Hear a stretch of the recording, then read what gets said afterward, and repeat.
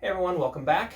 We've been studying bases quite a bit lately, and hopefully you're getting the sense that bases are important in the study of linear algebra. They really are crucial to your understanding of the subject. You want to understand what a basis is, what it does for you. So we're going to continue studying bases.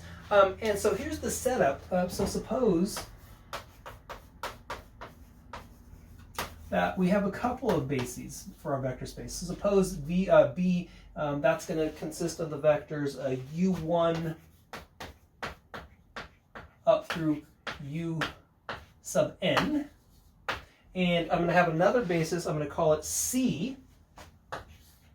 And that will have vectors v1 up through vn. Remember, if we have two bases for the same vector space, then of course the number of vectors in both of those sets have to be the same. So suppose that these are bases for our vector space V. The question is, what's the connection? And in particular, so let's say it like this. So then for each vector W in capital V, we have the coordinates of W relative to basis B and the coordinates relative to basis C. So remember what this means, this notation tells us this is a column vector whose entries are the scalars required to express W as a linear combination of the U's. This one right here, bracket W sub C, it's a column vector whose entries are the scalars required to express W as a linear combination of these vectors V. And so our question, how are they related, right? These are going to be different column vectors if we have different bases here. Right? What's the connection between the coordinates relative to B and the coordinates relative to C? Right? So that's what we want to answer. So let's write things out here. So if we express, I want to do the coordinates relative to B. Let's write these out. We'll write it out as a column vector B1 up through B sub n. So what that's saying is that W is equal to B1 times U1 plus B2 times U2 dot dot dot down to Bn times Un. And I also want to write the UIs. Now remember, each of these vectors U lives in V, so each of the UIs can be expressed as a linear combination of the V's. And so I want to write this out, the coordinates of U sub I relative to C, and I'm going to write it like this, so it'll be a column vector C, I'm going to write this I1, yeah, CI1, CI2, down to C sub IN. Then W, let's see, so what is this? It's saying that W is equal to B1 U1 plus dot dot dot plus Bn U sub n. And then each of these U's can be expressed in terms of the basis C. And so this is going to go, so I'm going to get some room here. B1 times CI1 V1 plus dot dot dot plus CIN, oh, that should be a 1. C11 C1N Vn plus dot dot dot plus B sub n times CN1 V1 plus dot dot dot plus CNN Vn. So what did we do? We expressed W as a linear combination of the U's, and then expressed each U as a linear combination of the V's. Okay, now what we would want to do, if I want the coordinates of W relative to C, then what I'd want to do is join all of the V1 stuff together, all the V2 stuff together, and so on. And so let's write it like this. So the coordinates of W relative to C expressed as a column vector. Let's see, what we will have is, I will have B1, C11 plus B2, C21 plus plus BN, CN1. There, that would be the first entry. So what am I doing? I have a bunch of V1s, and I'm picking off all of the coordinates of the V1s. Then we would have B2, C21 plus, B1 times C, that should be a C12, sorry, C12 plus B2, C22 plus plus BN, C N2. And this will keep going. Sorry, the double subscripting is a little bit confusing. And then the last one here will be a B1, C1N plus B2, C2N plus plus BN, CNN.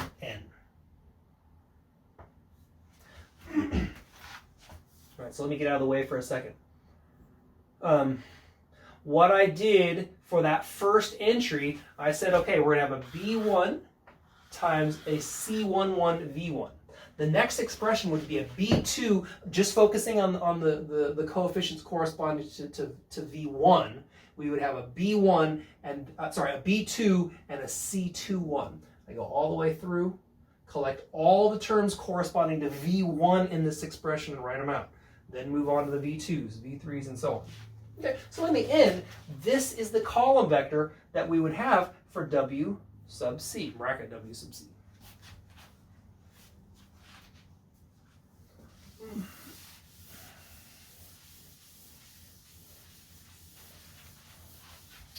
Okay, now what you're supposed to notice is that this looks like matrix multiplication. This is, so I'm going to carry on an equal sign here. This is equal to, I'm going to call it P times bracket W sub B, where P is the matrix. So now notice, what would we have here?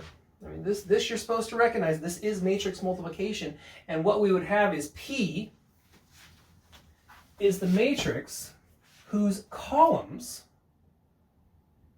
are U1 sub C, U2 sub C, U sub N, sub C.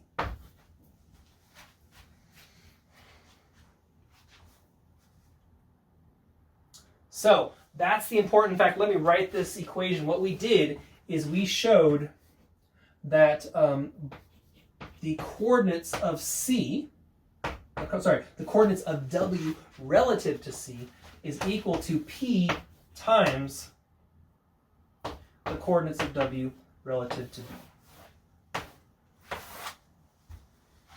So this tells us how to work between the coordinates corresponding to two different bases. This matrix has a special name, and it actually gets has special notation.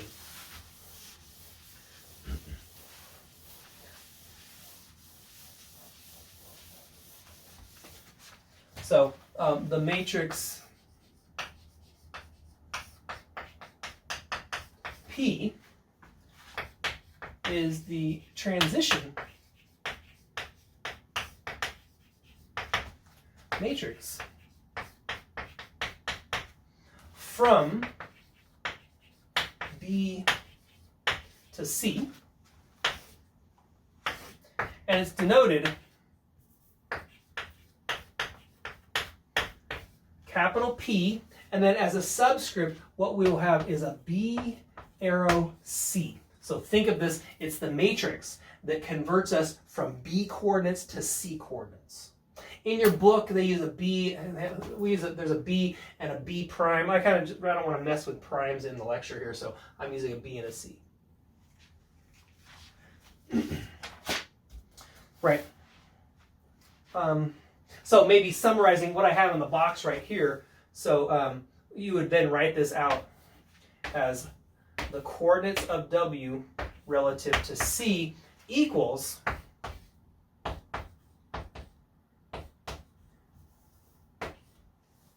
transition matrix from B to C times the coordinates of W relative to B, where P, let's write this out, so where the transition matrix from B to C is equal to the n by n matrix, whose columns are the coordinates of the U sub i's relative to C. So this you should also keep in mind.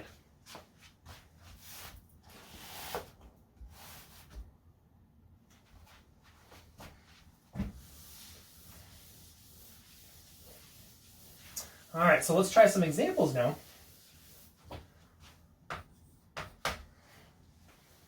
I'm going to write down a couple of bases for M22. So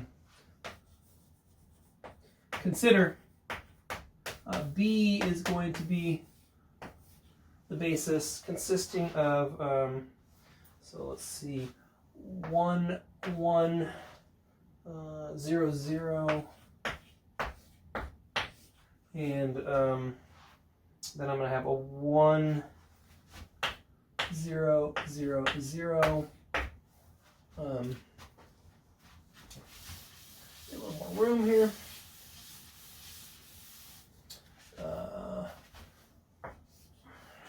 Next one is 0, 1, 0, 1. And then the last one in this base is 0, 0, 0, 1. Okay, so there's basis B. And then basis C is going to be 1, 0, 1, 0, 0, 0. 1, 1, 0, 0.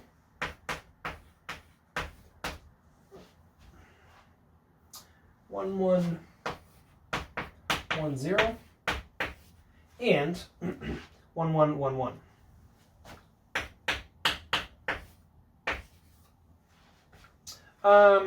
What I would like to do, I'm going to label these or give these some names. So let's call these matrices B1, B2, B3, and B4. So let's see, what am I going to do here? Two parts of this problem. So first part, let's find the transition matrix from B to C. And part B,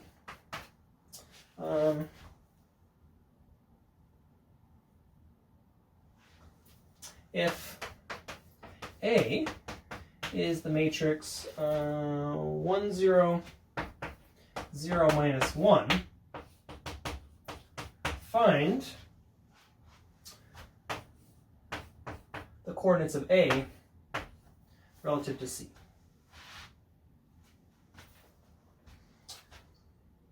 Okay, so now for the solution,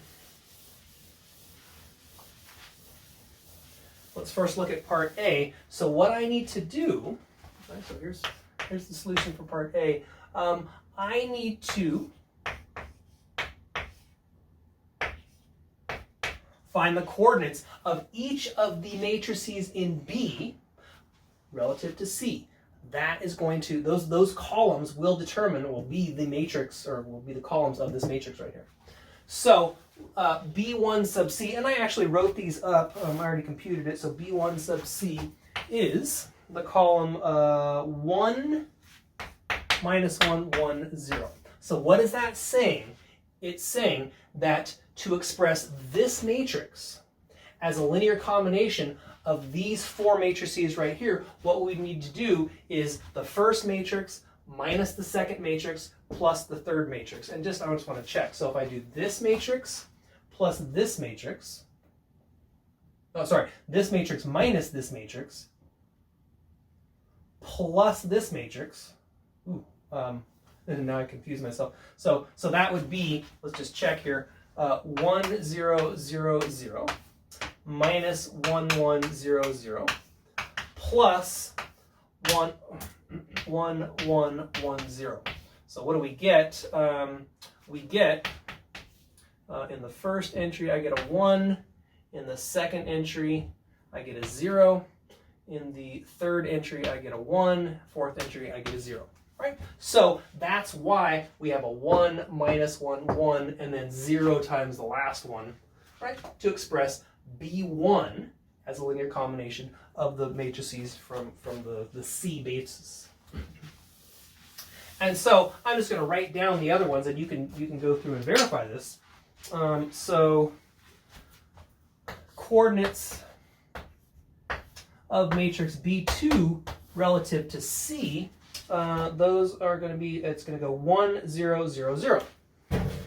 1, 0, 0, 0. So what does that mean? It means to express this matrix as a linear combination of these four right here. Well, that one is that one, right? So this matrix is 1 times this matrix plus 0 times the others. So for B3 sub C, that's going to be B3. Where'd it go? Oh, there it is. Minus 1, 1, minus 1, 1. So go through and check that to express B3 as a linear combination, these are the scalars that you would need. And then the last one, B4 sub C. B4 sub C is going to be 0, 0, minus 1, 1.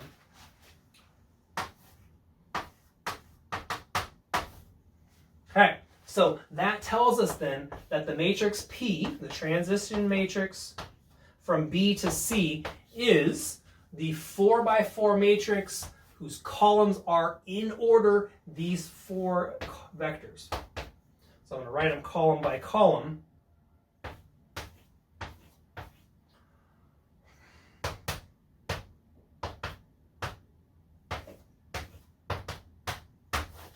So there's the transition matrix. I just took those columns and put them in the right spots. Right? So there's the solution for part A.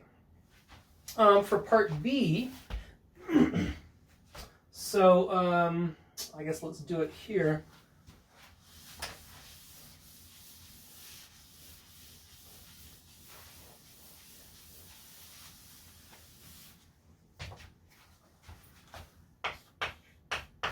For part B.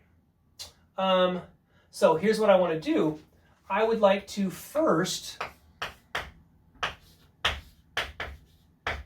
write down the coordinates of A relative to B, and it turns out that they are 0, 1, 0, minus 1. 0, 1, 0, minus 1. Is that right? 0. So it's this one. Oh yeah, this one minus this one gives us this matrix right here. Right, so there's the coordinates relative to B. So now, and this is really just to see this transition matrix in action. The coordinates of A relative to C, that's going to be P sub BC, so the transition matrix from B to C, times the coordinates of A relative to B. And so, of course, I erased my transition matrix, so I got to put it back up here. Row by row, it'll be 1, 1, minus 1, 0. 1, 1, minus 1, 0. Minus 1, 0, 1, 0. Minus 1, 0, 1, 0. 1, 0, minus 1, minus 1. 1, 0, minus 1, minus 1. And finally 0, 0, 1, 1. 0, 0, 1, 1. Times this column vector right here, 0, 1, 0, minus 1. And then all I need to do to find the coordinates for A relative to C, I need to do this matrix multiplication. And so let's see, it will be 1. And then we will have 0. Then we will have 1. And then we will have minus 1. Check and see that I got that right. Oh, I didn't actually write it out, did I? Oh well, that's okay. I trust that my matrix multiplication is correct. So what is this saying then? To express this matrix A as a linear combination of the matrices from C, what we would do is 1 times the first plus 0 times the second plus 1 times the third minus the fourth. Okay. All right, so these transition matrices, they take us from one basis to another. If you can go from one basis, let's say basis B to basis C, then you can obviously go from basis C to basis B by inverting the process. In other words, transition matrices are invertible. So let's just say like this, note, transition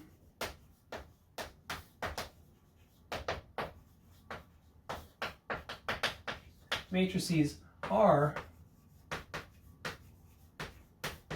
invertible.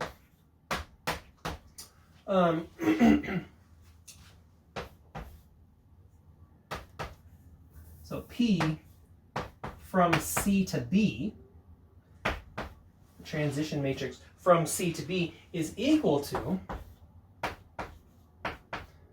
the inverse of the transition matrix from B to C. So let's do one more example involving transition matrices. So I'm going to write down a couple of bases for R2. So B is going to be the basis consisting of the column vectors 3, 1,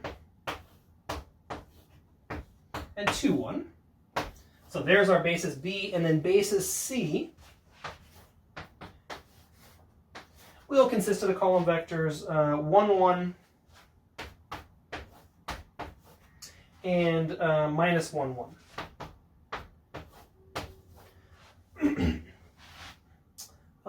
So for part A, I would like to find the transition matrix from B to C. And then the instructions for part B, if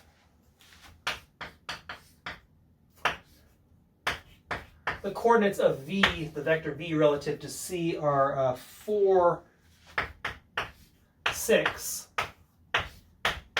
find the coordinates of V relative to B.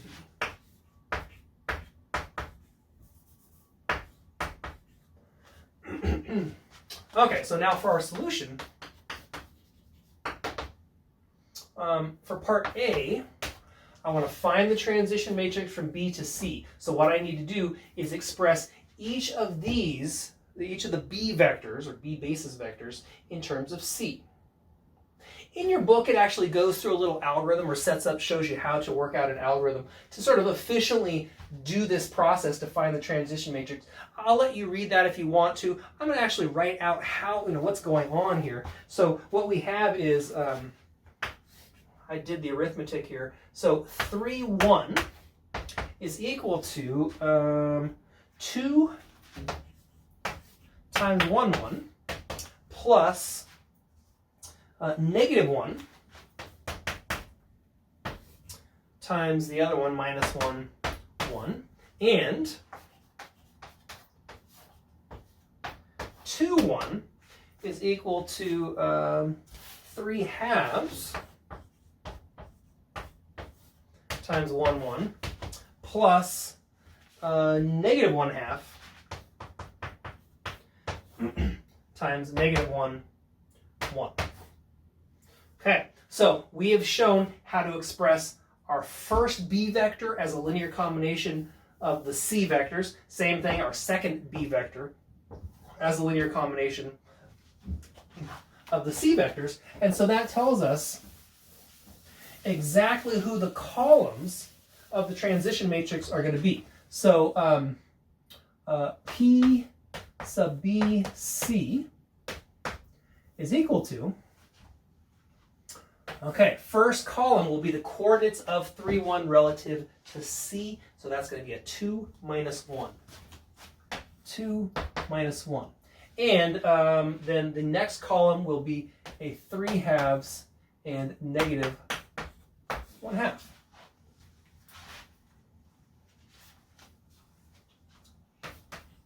For part B, so now what I want to do is I know the coordinates of this vector v relative to C. I would like to find the coordinates relative to B. So the first thing I want to do is say, all right, well, we want to convert now from C to B, so I'd like the transition matrix from C to B. Well, that's going to be the inverse of the transition matrix from B to C, so let's compute the inverse here. So, I need to put minus 1 there, it's the inverse of that matrix. So let's see, the determinant of this is negative 1 plus 3/2. Negative 1 plus 3/2 gives us, what, negative 1/2. Okay, so the determinant's 1/2. So it'll be a 1 over 1/2 times, I put a minus 1/2 here, a 2 here, negate these, so that'll be a 1 and a negative 3/2. So that's going to be 2 times this mess, which should be negative 1, negative 3, 2, and 4. 2, 4, yep, got it. Okay, so now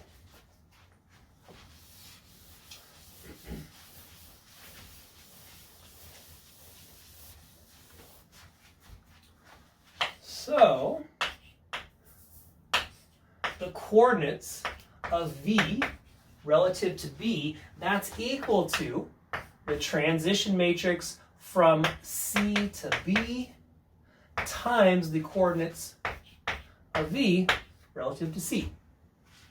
And so that's going to be equal to negative 1, negative 3, 2, 4 times, what did I have, 6, 4, I think? Or no, 4, 6. And so that's equal to negative 4 minus 18 is negative 22. And then this will be an 8 plus 24. 8 plus 24 is 32. Negative 22, 32.